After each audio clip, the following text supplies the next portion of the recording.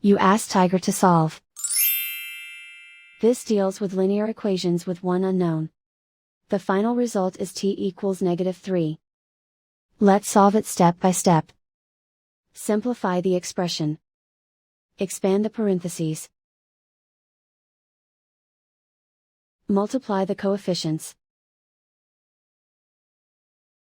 Simplify the arithmetic. Combine like terms. Group all constants on the right side of the equation. Subtract 2 from both sides.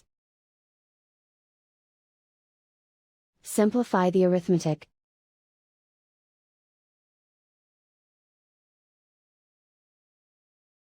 And so the final result is t equals -3.